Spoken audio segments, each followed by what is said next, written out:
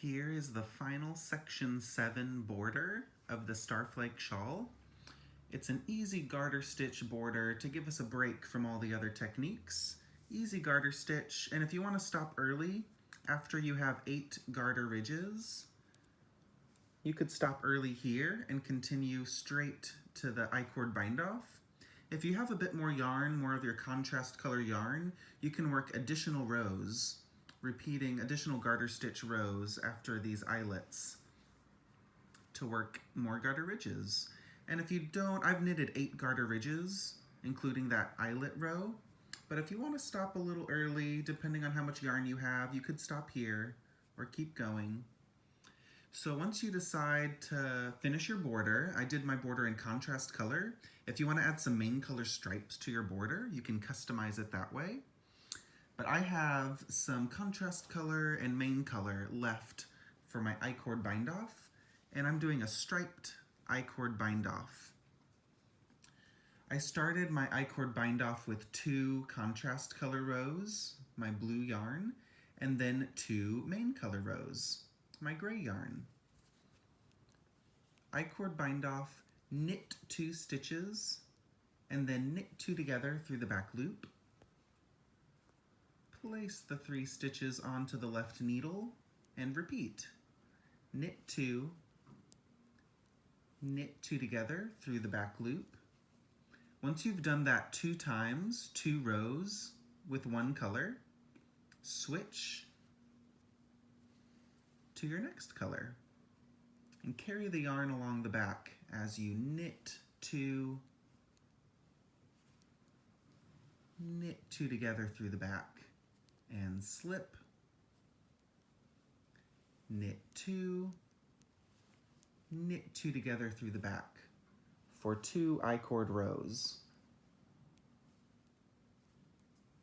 Once you have 2 rows of the next color, you can drop the yarn, carry the new color along the back, the next color, and if it's a little loose, if the stitches feel a little loose, you can give it a little pull. Don't pull too tight though. We want our I-cord to have some give. We don't want our I-cord to be super tight.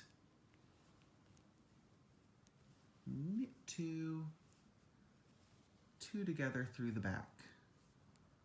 We're going to do this all the way to the end, and if you're worried about running out of yarn, if you don't think you'll be able to do the striped bind off and have enough yarn, then you could just bind off with 1 color, whatever color you have the most of. I have a lot of my main color left over, so the main color could be a really nice color to do as a solid I-cord bind off across the whole row.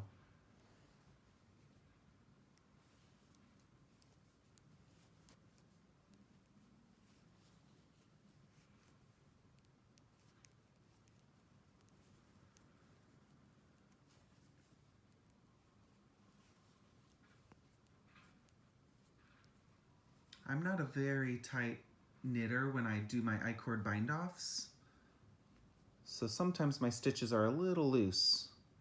So I just give it a little tug, not too tight, so that the I-cord bind off looks nice and tidy while still having some stretch.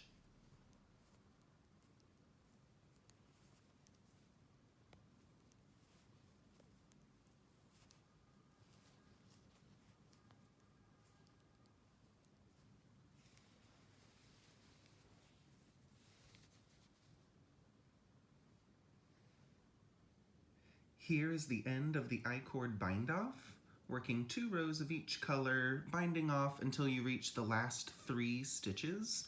There should be 6 total stitches remaining. And we're going to want 3 stitches on the right needle, and the 3 stitches on the left needle, we need to reverse the order so that the needle tip is poking out this way, so that when the stitches are facing each other, the purl bumps of the stitches face each other to graft using Kitchener stitch. Graft the last 6 stitches together using Kitchener stitch. So break the yarn and use the color that you just worked. I have the contrast color that I ended with. And put it on a tapestry needle and go through the front stitch on the front needle, the first stitch on the front needle purlwise, and the first stitch on the back needle knitwise. Now we're going to go through the front needle knitwise off, front needle purlwise, and leave that second stitch on. For the back needle, go through purlwise and take it off. Go through the next stitch knitwise and leave it on. Front needle, knitwise off, purlwise on. Back needle, purlwise off, knitwise on. And we'll finish by going through the front needle knitwise and the back needle purlwise. And that completes the I-cord edge of the shawl. And to weave in the ends, I just work a whip stitch. So you can take all of your ends, if you need to weave any of your tails in, and I'll just whip stitch onto the wrong side of the work, like this. And I usually go for about 10 to 12 stitches. And if you want to make this more invisible, you could whip stitch here, right here, into the back of the I-cord. This could be a nice place to hide those ends at the bind-off.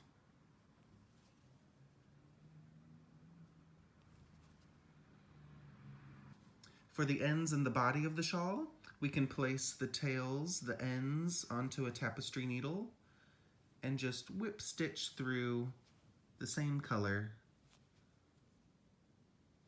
to tidy all those ends and then block the finished shawl.